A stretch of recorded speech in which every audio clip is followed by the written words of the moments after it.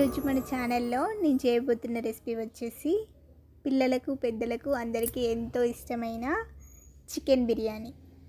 ఈ చికెన్ బిర్యానీని ఈజీగా ఎలా ప్రిపేర్ చేసుకోవాలో, అదేవిధంగా రెస్టారెంట్ స్టైల్లో మనం ఈ చికెన్ బిర్యానీని ప్రిపేర్ చేయబోతున్నాను. ఒక్కసారి ఈ చికెన్ బిర్యానీని మీరు ట్రై చేశారంటే రెస్టారెంట్కి వెళ్ళే పని లేకుండా మనమే ఇంట్లోనే హెల్తీగా కొంచెం ఇలా చికెన్ బిర్యానీని ట్రై చేసుకోవచ్చు. ముందుగా ఈ చికెన్ బిర్యానీ కోసం ఒక బాండీని తీసుకోవాలి. అందులో మనం కొద్దిగా ఆయిల్ని యాడ్ చేసుకోవాలి. కొద్దిగా అంటే కొంచెం ఎక్కువగానే పడుతుంది, ఎందుకంటే ఇందులో మనం ఆనియన్స్ని కట్ చేసి డీప్ ఫ్రై చేసుకోవాలన్నమాట. ఇక్కడ నేను వచ్చేసి ఒక పెద్ద సైజ్ ఆనియన్, అలాగే ఇంకొకటి చిన్న సైజ్, ఇలా 2 ఆనియన్స్ తీసుకొని ఇలా పొడవుగా కట్ చేసుకున్నాను. ఇలా కట్ చేసుకున్న తర్వాత ఇలా ఆయిల్ కొంచెం వేడైందా లేదా అని మనం చూసుకొని హీట్ అయిన తర్వాత అందులో ఆనియన్స్ని ఫ్రై చేసుకోవాలి. ఇలా మనం ఆనియన్స్ని యాడ్ చేసుకొని మనం ఇలా ఆనియన్స్ని మధ్య మధ్యలో కలుపుతూ మంచిగా డీప్ ఫ్రై చేసుకోవాలి. ఇలా ఆనియన్స్ని ఫ్రై చేసుకున్నప్పుడు ఇప్పుడు ఆనియన్స్ అనేవి కొద్దిగా కలర్ మారుతూ ఉంటాయి. ఈ కలర్ మారి కొంచెం మనకు ఫ్రై అయిన తర్వాత ఇలా ఆనియన్స్ని తీసి పక్కన పెట్టుకోవాలి. ఇప్పుడు దీనికోసం ముందుగా నేను ఒక 1/2 kg చికెన్ని తీసుకున్నాను. దీన్ని మంచిగా నీట్గా వాటర్ వేసుకొని ఇందులో కొద్దిగా పసుపు కూడా వేసి మంచిగా కడుక్కొని ఇలా బాండీలో పెట్టుకున్నాను. ఇప్పుడు ఇందులో నేను ముందుగా ఒక 1/2 టీ స్పూన్ వరకు పసుపుని యాడ్ చేసుకున్నా. దీని తర్వాత ఇందులో 2-3 బగారాకుల్ని ఇలా వేసుకోవాలి. ఇలా వేసిన తర్వాత ఇందులో కొద్దిగా సాజీరాను కూడా వేసుకోవాలి. అలాగే బగారాలకి సరిపడా స్పైసెస్ని కూడా తీసి ఇందులో యాడ్ చేసుకోవాలి. ఆ స్పైసెస్ ఇవి: అందులో ఒక 3 లవంగాలు, అలాగే ఒక 2-3 ఇలాచీలు యాడ్ చేసుకోవాలి. అలాగే ఇందులో చెక్కను కూడా యాడ్ చేసుకోవాలి.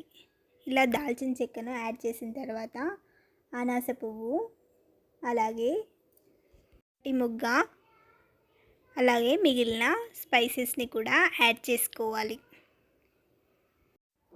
ఇలా స్పైసెస్ని యాడ్ చేసిన తర్వాత ఇందులో మనం ముందుగా సాల్ట్ని యాడ్ చేసుకోవాలి. ఇందులో నేను ఈ స్పూన్తో ఒక 2 స్పూన్ వరకు సాల్ట్ని యాడ్ చేసుకున్నాను. అదేవిధంగా ఒక కారంని కూడా యాడ్ చేసుకోవాలి. నేను ఒక మీడియం సైజు స్పూన్తో నేను ఒక 2 స్పూన్ వరకు కారంని యాడ్ చేసుకున్నారు. ఒకవేళ మీరు కారం తక్కువ తింటే మీరు చూసుకొని యాడ్ చేసుకోండి. ఇప్పుడు ఇందులో నేను ముందుగా గ్రైండ్ చేసి పెట్టుకున్న ధనియాల పొడిని ఇందులో యాడ్ చేసుకున్నాను. ఈ ధనియాల పొడిని నేను మీడియం సైజ్ స్పూన్తో 1 స్పూన్ వరకు ఇలా ధనియాల పొడిని యాడ్ చేసుకున్నాను. ఇలా యాడ్ చేసిన తర్వాత ఇందులో అన్ని స్పైసెస్ కలిపి గ్రైండ్ చేసిన గరం మసాలాని కూడా ఒక చిన్న స్పూన్తో ఒక 1/2 టీ స్పూన్ వరకు ఇలా యాడ్ చేసుకోవాలి. అలాగే ఇందులో అల్లం వెల్లుల్లి పేస్ట్ని కూడా యాడ్ చేసుకోవాలి. నేను ఇందులో ఒక చిన్న స్పూన్తో 2 టేబుల్ స్పూన్స్ అల్లం వెల్లుల్లి పేస్ట్ని యాడ్ చేశాను. అలాగే ఇందులో కొద్దిగా కసూరి మేతిని కూడా కొంచెం యాడ్ చేసుకోవాలి. ఈ కసూరి మేతిని మనం కొద్దిగానే యాడ్ చేసుకోవాలి. ఇలా బాగా యాడ్ చేస్తే టేస్ట్ అనేది మనకు కొంచెం డిఫరెంట్గా వస్తుంది. సో ఇలా యాడ్ చేసుకోవాలి. ఇప్పుడు మనం ముందుగా ఫ్రై చేసి పెట్టుకున్న ఆనియన్స్ని కూడా ఇందులో యాడ్ చేసుకోవాలి. ఒక 1/2 వరకు ఈ ఆనియన్స్ని యాడ్ చేసుకొని మిగిలినది పక్కన పెట్టుకోవాలి. ఇందులో అలాగే మనం కొద్దిగా ఆయిల్ని కూడా యాడ్ చేసుకోవాలి. ముందుగా ఆనియన్స్ ఫ్రై చేసిన ఆయిల్ని ఇందులో మనం యాడ్ చేసుకోవచ్చు. ఇలా యాడ్ చేసుకొని ముక్కలకు మసాలాలు పట్టే విధంగా మంచిగా దీన్ని కలుపుకోవాలి. ఇలా ఒక 2 to 3 మినిట్స్ వరకు మంచిగా మసాలాలన్నీ పట్టే విధంగా కలుపుకోవాలి. కలిపిన తర్వాత ఇందులో కొద్దిగా కొత్తిమీరను అలాగే పుదీనాను కూడా మనం ఇందులో వేసుకోవాలి. ఇలా కొత్తిమీర పుదీనాను వేసుకొని దీన్ని కూడా మంచిగా మిక్స్ చేసుకోవాలి. అదేవిధంగా ఇందులో ఒక పెద్ద సైజు నిమ్మకాయను తీసుకొని మంచిగా పిండుకోవాలి. దాని తర్వాత ఇందులో పెరుగును కూడా మనం యాడ్ చేసుకోవాలి. ఇక్కడ నేను వచ్చేసి ఒక 10 రూపీస్ ప్యాకెట్ని తీసుకొని ఇందులో మొత్తం యాడ్ చేసుకున్నాను. ఇలా అన్నీ యాడ్ చేసిన తర్వాత దీన్ని ఒకసారి మంచిగా మళ్ళీ కలుపుకోవాలి.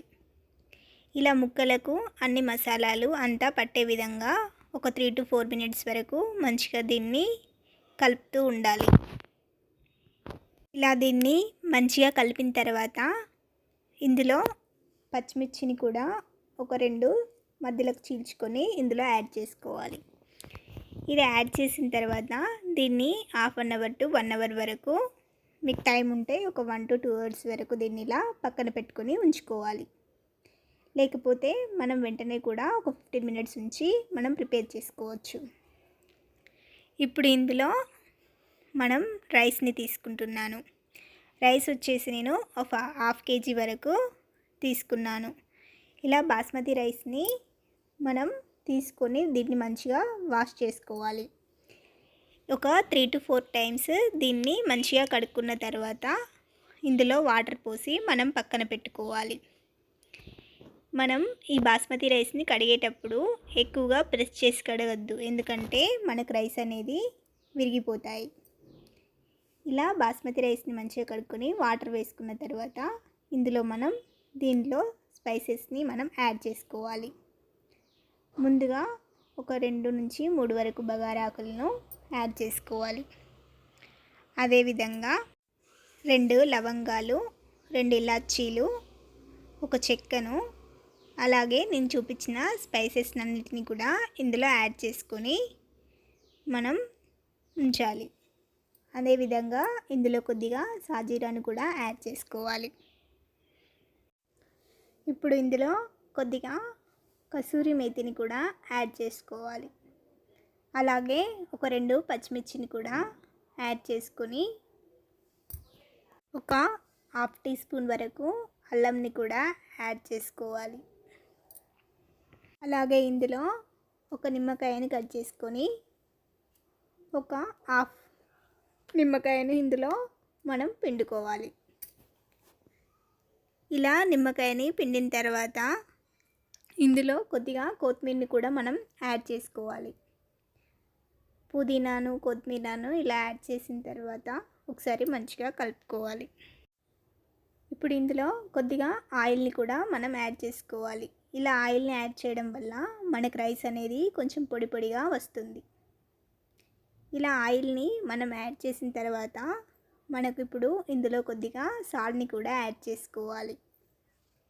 నేను వచ్చేసి ఒక 2 నుంచి 2.5 స్పూన్ వరకు ఒక చిన్న స్పూన్తో నేను ఇక్కడ సాల్ట్ని యాడ్ చేసుకున్నాను. ఇలా సాల్ట్ని యాడ్ చేసిన తర్వాత ఒకసారి దీన్ని మంచిగా మిక్స్ చేసుకోవాలి. ఒకవేళ మీరు కొత్తగా చేసినట్టయితే ఒకసారి ఈ వాటర్ని టేస్ట్ చూసినట్టయితే మనకు కొంచెం ఉప్పుగా ఉంటాయి. అలా సాల్టీగా అనిపిస్తే మనకు రైస్లో మనకు సాల్ట్ అనేది సరిపోయినట్టు.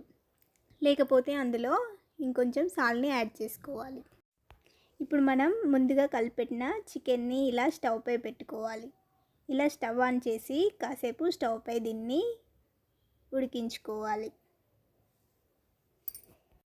అలాగే మనం పక్కన రైస్ని కూడా ఇలా ఉడికించుకోవాలి.